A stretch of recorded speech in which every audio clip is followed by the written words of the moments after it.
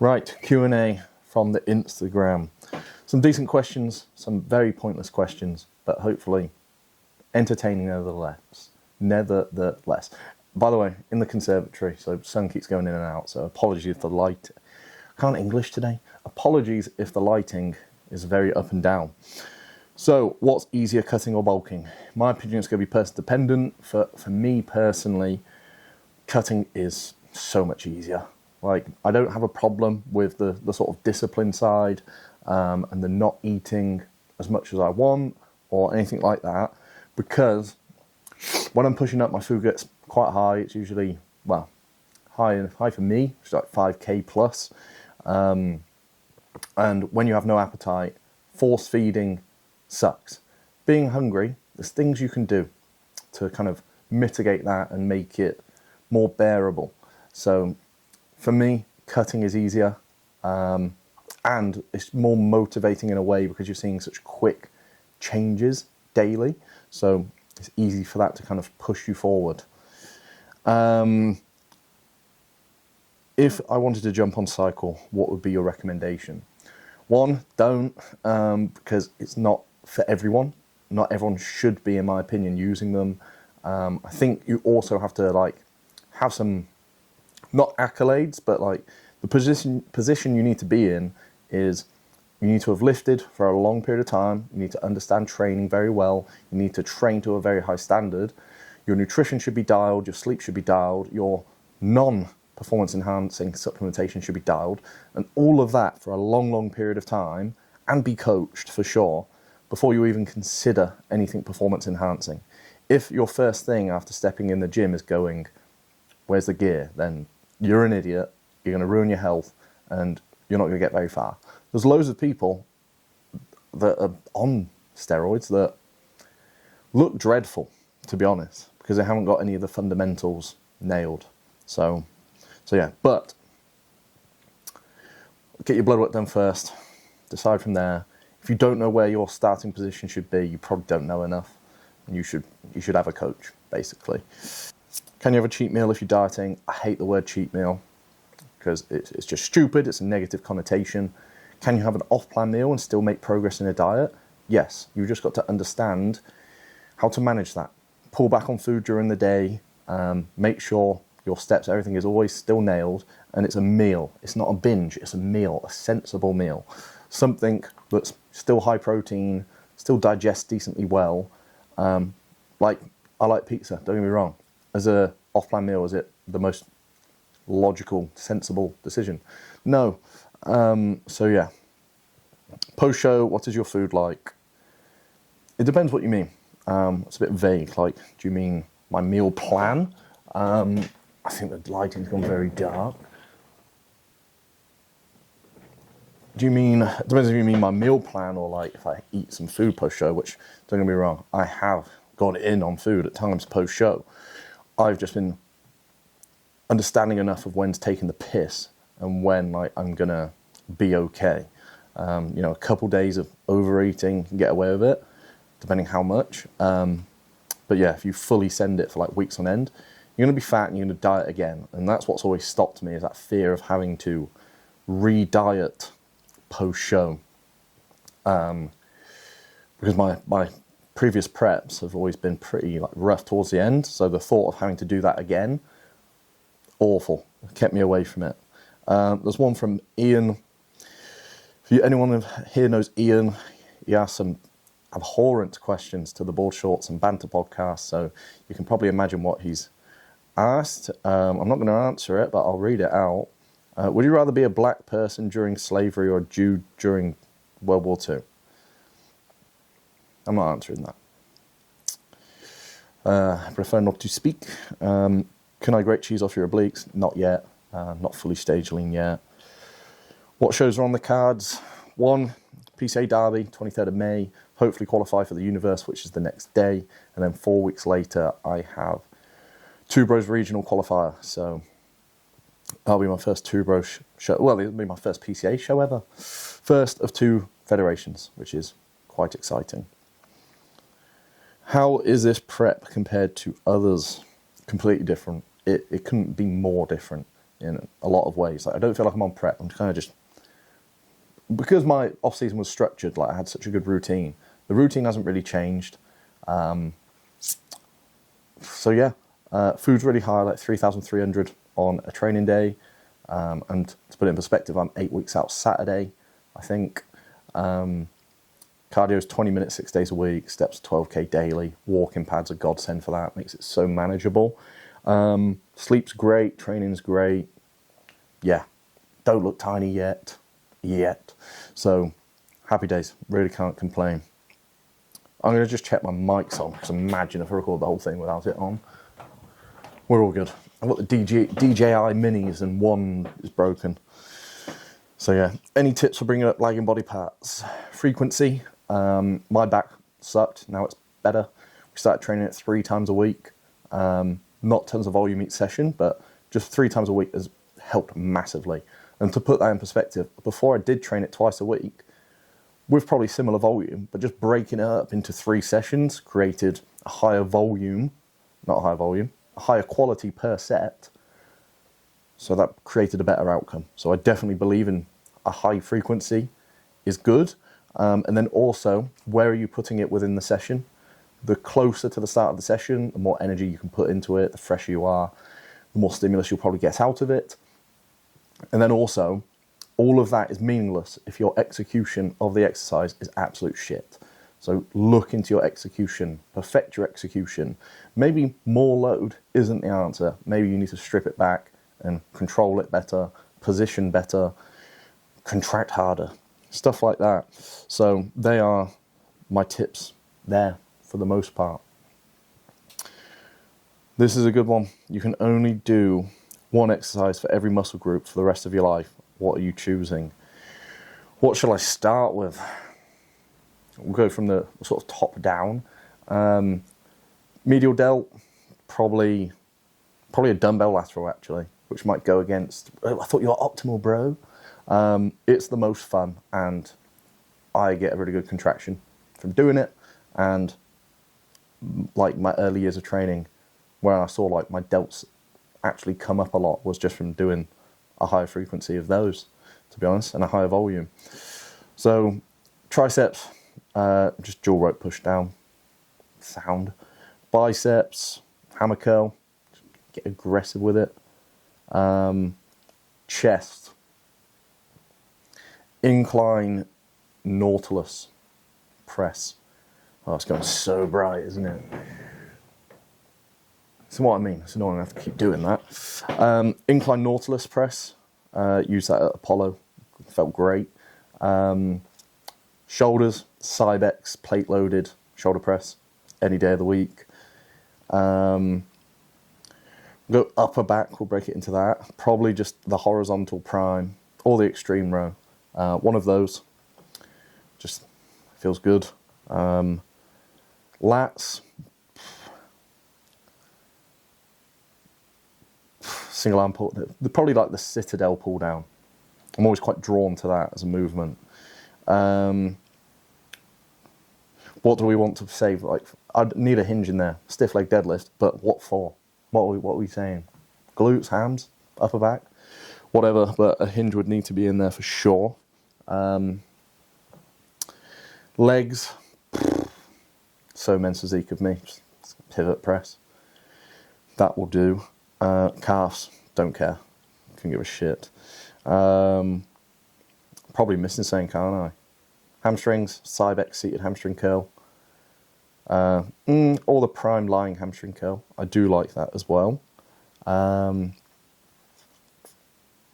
Yeah, if I'm missing any, I am a twat.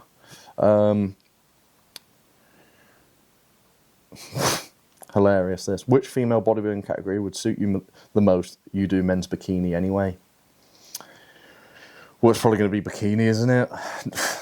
Don't anyone dare say fit model. No offense if you do fit model, just not my cup of tea. It's not going to be wellness though, is it?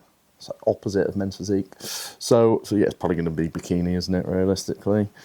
If I could live as any bodybuilder for a day, who are you choosing? What are you doing? Back in the day, might have said Ronnie Coleman. Probably wouldn't now.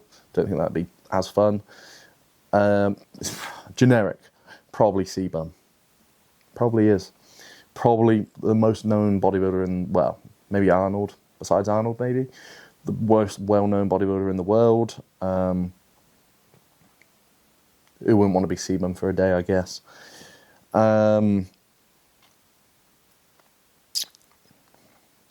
Skip this one, didn't even realise. If you had to start over from the beginning, what would you change this time round? This is going to be the most like generic response from someone who's a coach. Get a coach sooner. From a progress perspective, that's what I do. From an enjoyment perspective, I don't really have any, I don't have huge regrets because it was fun trying to work everything out myself for a period of time, do dumb stuff that was fun, just look around the gym and see what do I fancy. It's going to start raining. Hopefully it won't be too loud. But yeah, I would just get guidance sooner instead of just assume I kind of like I was doing all right. Because when I did get a coach, progress accelerated by far. And that was coming from someone that had like not an awful physique for my age. But yeah, the way it made me understand training, if I tried to work that all out on my own, I'd probably be like even a year behind now. And obviously, you know, if I started with a coach as soon as I got in the gym and it was a good coach, I'd be much further ahead than I am now. And, you know, a better bodybuilder, probably a better coach as well. So, yeah, if you want to make quick progress and have the peace of mind that, like, yeah, I'm definitely doing the right things, just get a coach. Like, you're happy to spend money out on anything else, like your car when it needs it. Go out for food, go out for whatever. And it will all add up to more than a coach per month, but someone that will help you with your physique, with your health, with your lifestyle. Too expensive, bro. Which is silly. Top 3 gyms in the UK and top 3 I want to visit. Oh, that is very, very difficult because there's so many gyms that I regard highly.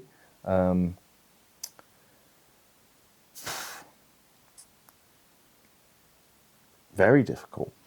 One gym I really liked just for the style of it, because it's just old school spit and sawdust type gym, was Flex and Tone in Manchester. That was sick. So that's up there as one of them. Difficult question. EP, all around Manchester it seems. EP's up there. EP's sick. I don't think I can narrow it down to 3. Be Modified's really cool. Atmosphere in there, sick. Home gym, Corpus, sick. I haven't really been to anything like it because it's like a house but with a gym in it. That's how it feels, which is cool. Apollo's great. I'm sure I'm missing some. Just talking about EP. Atlantis Press. It's just gone in there with the multiple loading pins so you can adjust the resistance profile, which is pretty cool. But yeah, definitely want to go to Ultraflex Durham. I would say Rotherham's up there with like one of the best gyms I've been to. You can't really argue that with their variety of kit. Others I want to visit. That's it. Box Fit. Box Cross, that's it. Box Fit. Box Cross. The reason being is it's one of the only gyms I've seen in the UK that has the Megamass kit. It's got like the Megamass T-bar and stuff like that. It's not even that far for me. It's like an hour. It's Whiz Beach. And yeah, it's a mega looking kit in there. So I do want to go check that out. I think that roughly answers that question, which is very poor. But yeah, don't think I've answered this one. Can steps impact weight loss? Yes, absolutely. It's one of the best things to increase if you actually are dieting, because it's such low impact, but calories will get burnt. Your insulin sensitivity will be better, especially doing that post-meal.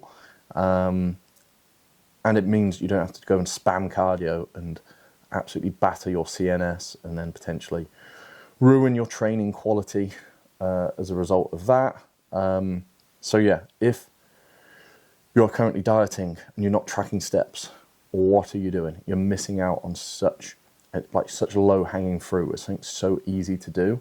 So track your steps. If they're well low, get them up. If you're dieting and you've got a decent amount of time, get at least 8K a day in. See what happens.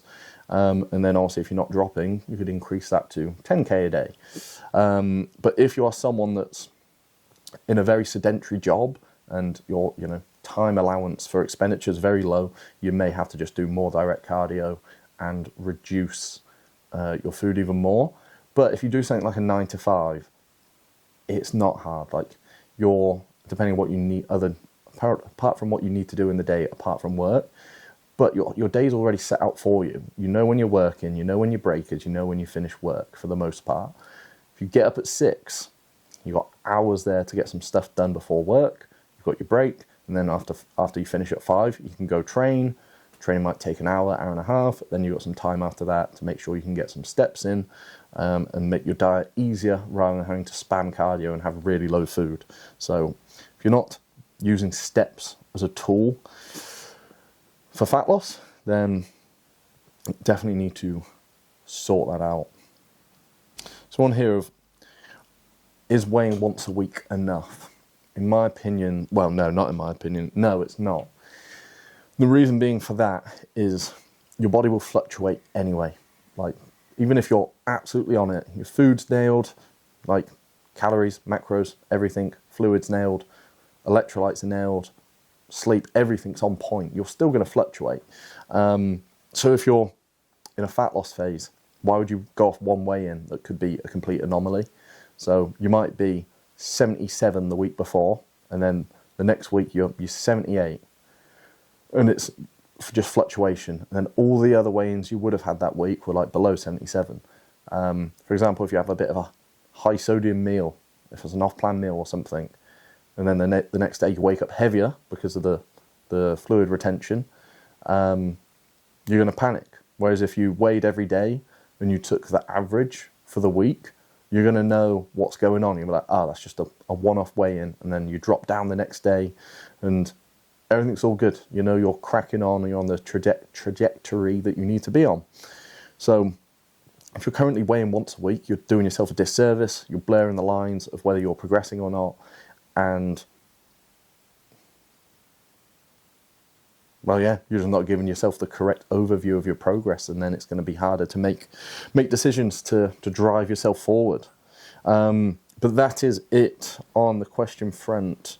Appreciate everyone that asked a question. If this was helpful in any way or insightful, entertaining, whatever, please do like, comment, share, subscribe, all of that. It does help. And drop anything in the comments that you would like to potentially see in a video, and also my affiliate links and the link to apply for online coaching, which I do full time, will be in the description. But yeah, if you made it this far, thank you very much for watching, and I'll catch you in the next one. Peace!